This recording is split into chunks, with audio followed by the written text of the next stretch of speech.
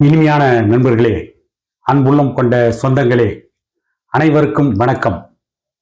குறைந்தபட்ச அரசியல் நாகரிகத்தை கூட காற்றிலே பறக்க விட்டுவிட்டு டீசன்ட் டெவலப்மெண்ட் என்று பேசிக் கொண்டிருக்கின்ற அன்புமணி அவர்களுடைய ஆதரவாளர்கள் சமீப நாட்களில் எப்படி நடந்து கொண்டிருக்கிறார்கள், கடந்த 2-3 மாதங்களாக எப்படி அவர்களுடைய செயல்பாடு இருக்கிறது என்பதை பற்றித்தான் இந்த காணொலியில் சற்று விரிவாக காண இருக்கிறோம்.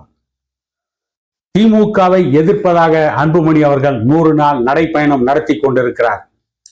திமுகவுக்கு எதிராக பல்வேறு குற்றச்சாட்டுக்களை வைத்துக் கொண்டிருக்கிறார். திமுக ஆட்சியில் அவலங்கள் இருக்கிறது என்று அடுக்கடுக்காக பேசுகிறார். அதற்குள் செல்வது நம்முடைய நோக்கம் அல்ல. திமுகவிற்கு எதிராக அன்புமணி குற்றச்சாட்டுக்களை வைக்கிறார் என்று சொன்னால் அதற்கு பதில் சொல்ல வேண்டிய பொறுப்பு திமுக காரர்களுக்கு தான் இருக்கிறது. ஆட்சியில் அதிகாரத்தில் இருப்பவர்கள் தான் அதை பற்றி சொல்ல வேண்டும். அதை பற்றி பேசுவது நம்முடைய நோக்கம் கிடையாது. ஆனால் ஒரு விஷயத்தை நான் தெளிவுபடுத்த விரும்புகிறேன்.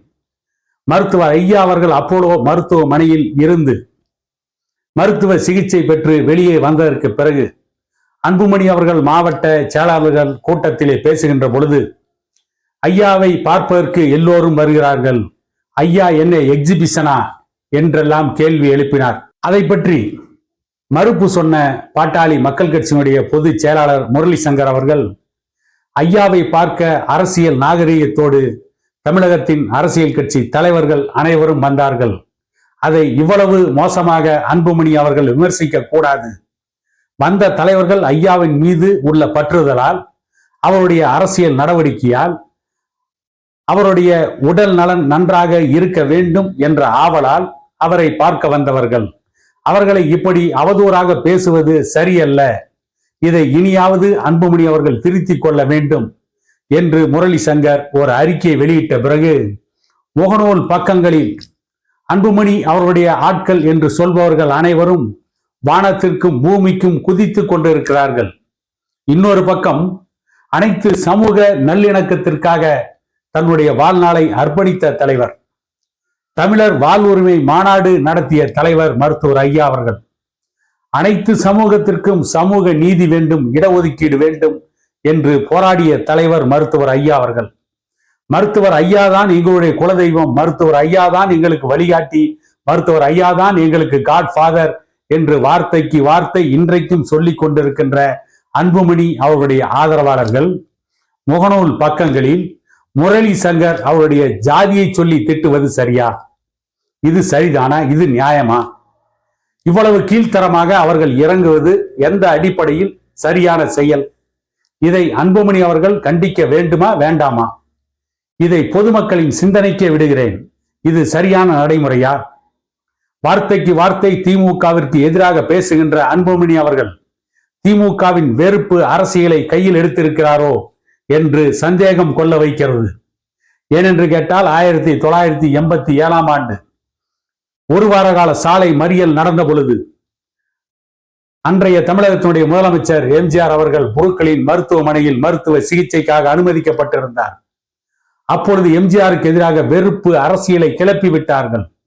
எம்ஜிஆர் புருக்களின் மருத்துவமனையிலேயே இறந்து விட்டார்.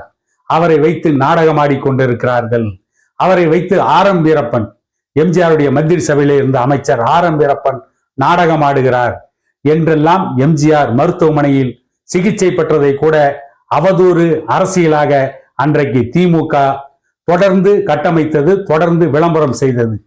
அதை இப்பொழுது அன்புமணி அவர்களின் ஆதரவாளர்களும் கையில் எடுத்து விட்டார்களா என்ற கேள்வியை கேட்க வேண்டியிருக்கிறது. அதற்கு பிறகு வந்து முதலமைச்சராக இருந்த எம்ஜிஆர் புருக்களின் மருத்துவமனையில் சிகிச்சை பெற்று உயிர் மீண்டு தமிழகத்திலே வந்து எம்ஜிஆர் முதலமைச்சராக இருந்த பொழுது எம்ஜிஆர் புருக்களின் மருத்துவமனையிலேயே இறந்து விட்டார். இங்கே இருப்பது எம்ஜிஆரை போல தோற்றமுடைய அவருடைய அண்ணன் மகன் சுகுமாரன்.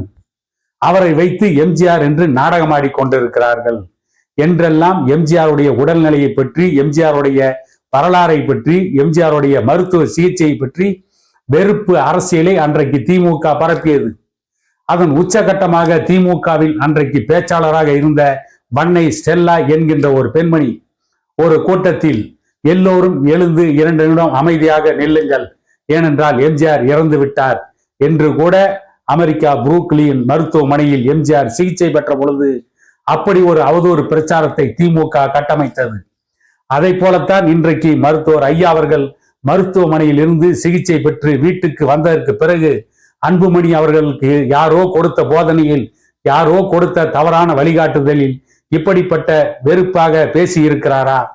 மருத்துவர் ஐயா அவர்களை மருத்துவமனையில் வந்து சந்தித்த தலைவர்களை பற்றி மருத்துவர் ஐயா என்ன எக்ஸிபிஷனா? அவரை எல்லோரும் ஆளாளுக்கு வந்து பார்ப்பீர்களா? நானாக இருந்தால் யாரையும் உள்ளே விட்டிருக்க மாட்டேன் என்று பேசுவதெல்லாம் வெறுப்பை கக்குகின்ற செயல். இது வெறுப்பு அரசியல் இல்லையா? இது வெறுப்பு அரசியல் வேண்டாம், நல்ல அரசியலை நடத்துவோம் என்று நல்ல அரசியலை நடத்துங்கள், நல்ல வழிகாட்டுங்கள் என்று கேட்டுக்கொண்ட ஒரே காரணத்திற்காக பாட்டாளி மக்கள் கட்சியின் பொதுச் செயலாளர் முரளி சங்கர் அவர்களை இப்படித்தான் அவதூறாக பேசுவீர்களா? ஜாதி பெயரை சொல்லி திட்டுவீர்களா? இப்படித்தான் தாறுமாறாக பேசுவீர்களா? இதுதான் ஐயாவிடம் நீங்கள் கற்றுக்கொண்ட அரசியல் நாகரிகமா? இதுதான் நீங்கள் தேர்ந்தெடுத்து இருக்கின்ற அரசியல் பாதையா?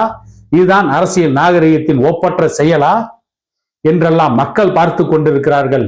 மக்கள் கேள்வி கேட்டுக் கொண்டிருக்கிறார்கள். நாளை நீங்கள் யாருக்கு பதில் சொல்கிறீர்களோ இல்லையோ, மக்களுக்கு பதில் சொல்லியே ஆக வேண்டும். ஒரு திரைப்படத்தில் எம்ஜிஆர் பாடல் ஒன்று உண்டு. நீ பார்த்த பார்வைகள் உன்னோடு போகும், நீ சொன்ன வார்த்தைகள் காற்றோடு போகும், ஊர் பார்த்த பார்வைகள் உனக்காக பேசும் என்று எம்ஜிஆர் ஒரு திரைப்படத்தில் பாடியிருக்கிறார்.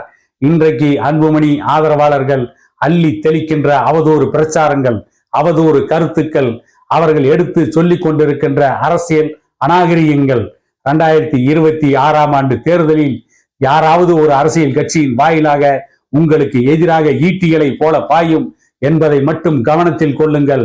அப்பொழுது நீங்கள் பதில் சொல்ல முடியாமல் தடுமாறுகின்ற பொழுது உங்களுக்கு எதிராக தமிழக மக்களும் இருக்கக்கூடிய திரளக்கூடிய ஒரு அவலமான நிலையை நீங்களே உங்களுக்கு ஏற்படுத்தி கொள்ளாதீர்கள் என கூறிக்கொண்டு இன்னொரு காணொளியில் உங்களை சந்திக்கும் வரை உங்களிடமிருந்து விடைபெறுவது உங்கள் எடப்பாடி துரைசாமி.